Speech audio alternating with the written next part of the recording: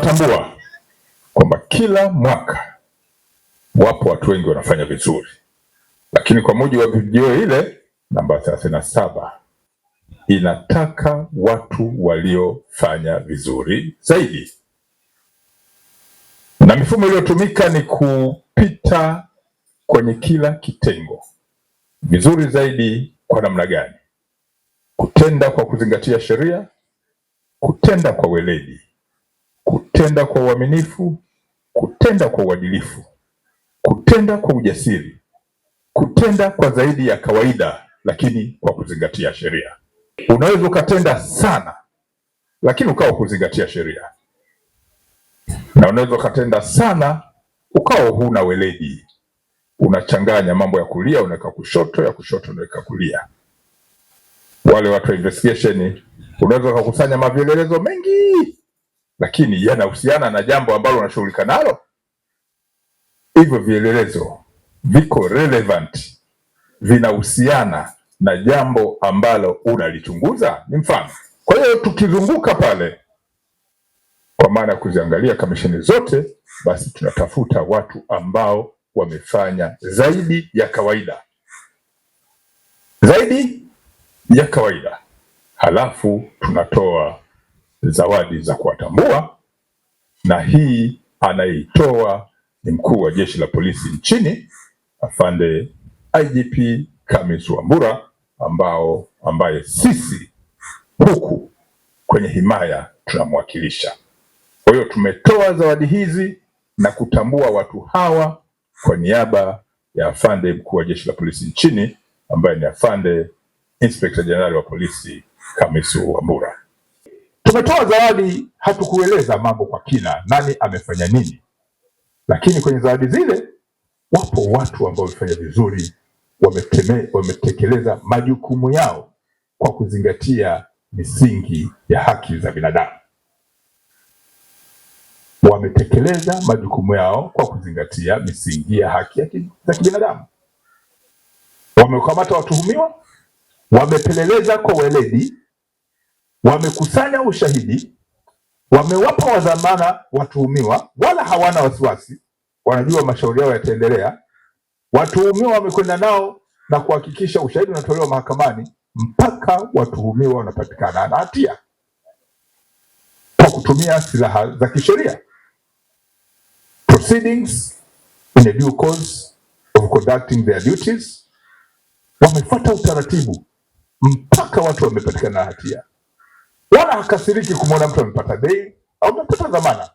Tutakutana mpaka tuone mwisho wa kesi hii.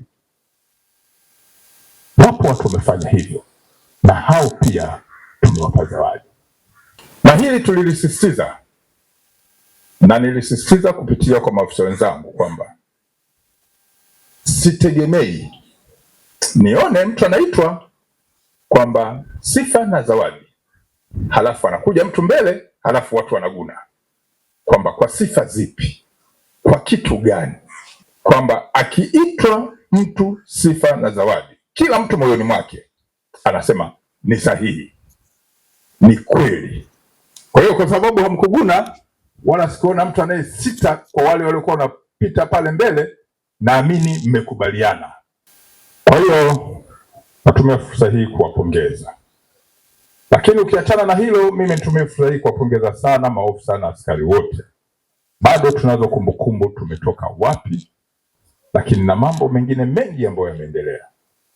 Napenda kuwataarifu kwamba bado tunalo jukumu la kikatiba na sheria kuhakikisha kwamba wananchi wa Dar es Salaam wanaendelea kuwa salama, hawakumbwi na matishio yoyote ya kiusalama, na sisi jukumu letu kisheria limewekwa kwetu. Kwa hiyo tuangalie upya mifumo ya utendaji wetu kuanzia kwenye kamisheni zote tulizozitaja. Tunalo jukumu la kujipanga upya vizuri, tukibaini mapema matishio ya kiusalama na kuyashughulikia haraka kwa mujibu wa sheria za nchi. Nchi hii inaongozwa kwa kufuata mfumo wa utawala wa sheria, yani rule of law. Bunge letu limekwisha tunga sheria ambazo tayari sisi jukumu letu ni kuzisimamia, kuhakikisha zinatekelezeka. Ni lazima watu wafuate sheria. Ni lazima watu wafuate sheria. Hawezi kuamka mtu asubuhi na akafikiri anaweza kutenda anavyotaka yeye. Pamoja na article ya constitution ya freedom of opinion, kuja na mawazo, freedom of movements, kwenda popote anapotaka, lakini bado ziko limitations. Article hizo za kikatiba zinakueleza una haki ya kufanya jambo hili kwa mkono wa kulia, lakini mkono wa kushoto inakupa limitations kwamba utakachokifanya chochote pamoja na haki hizo za kikatiba lazima kizingatie misingi ya kisheria.